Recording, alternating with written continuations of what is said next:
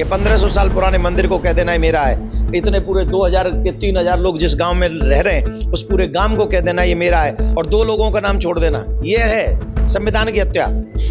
और ऐसी संविधान की हत्या जब खुद करते रहे 75 साल, तब उन्हें न कोर्ट की याद आई न सुप्रीम कोर्ट की याद आई। ये बताइए, वक्फ बोर्ड लोकसभा और राज्यसभा से पास हो गया। एक तरफ लोग कह रहे हैं संविधान की धज्जियां उड़ा रही है भाजपा, दूसरी तरफ वही लोग अब कह रहे हैं कि जमीयत उलेमा हिंद कह रही है कि सुप्रीम कोर्ट जाना।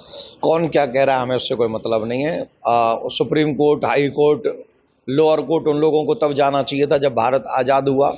और आज़ादी के बाद 1954 में पाकिस्तान देने के बावजूद भी एक वक्फ बिल लाकर, एक वक्फ बोर्ड बनाकर इस देश में और एक पाकिस्तान बनाने की जो इजाज़त उस सरकार ने दी थी, तो हमको लगता है कि पहले तो उसके खिलाफ कोर्ट जाना चाहिए, उन्हीं लोगों को जो आज कोर्ट में गए हैं। और ऐसा कोई भी संस्था नहीं हो सकती कि जो जज भी मेरा, वकील भी मेरा और निर्णय भी मेरा और मैं जिसको कह दूं। उन्होंने तो कह दिया पार्लियामेंट मेरा, पार्लियामेंट मेरा। उन्होंने तो हाई कोर्ट प्रयागराज को कह दिया था मेरा, वो तो एक दिन आपके स्टूडियो को कह देंगे कि ये भी मेरा।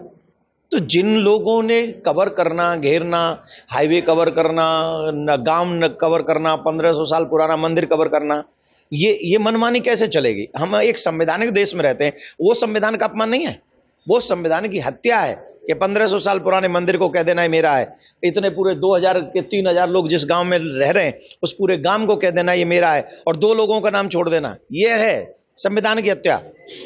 और ऐसी संविधान की हत्या जब खुद करते रहे 75 साल, तब उन्हें न कोर्ट की याद आई न सुप्रीम कोर्ट की याद आई। और जब सही करने की बारी आई तो हम लोग कहते हैं कि हम कोर्ट जाएंगे, ये संवैधानिक हत्या हो रही बीजेपी के। हम तो कहते हैं ऐसी सरकार, जिस सरकार ने भारत के विषय में सच्चे मन से सोचा है, हम इस निर्णय का साधुवाद देते हैं, धन्यवाद देते हैं।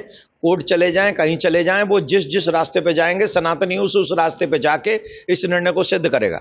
एक तरफ उत्तर प्रदेश में रामनवमी की जो शोभा यात्रा हर्षोल्लास के साथ निकली, वहीं पश्चिम बंगाल में आरोप है कि भगवा झंडा को लेकर हमला किया गया। तो ये अब कहाँ गया संविधान? हमला करने वाले कौन है? हमला करने वाले बंगाल देश से थोड़ी आए, बांग्लादेश से आए। हमला करने वाले बंगाल के ही है ना।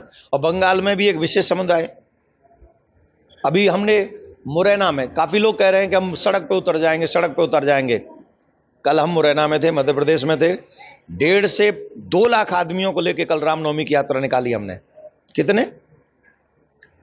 तुम कोर्ट में जाओ तो कोर्ट में अपनी बात सिद्ध करेंगे, तुम सड़क पे आओ तो हम सड़क पे अपनी बात सिद्ध करेंगे, तुम देश पे कब्जा करना चाहोगे तो वो होने नहीं देंगे, आप चाहे जहां चले जाओ।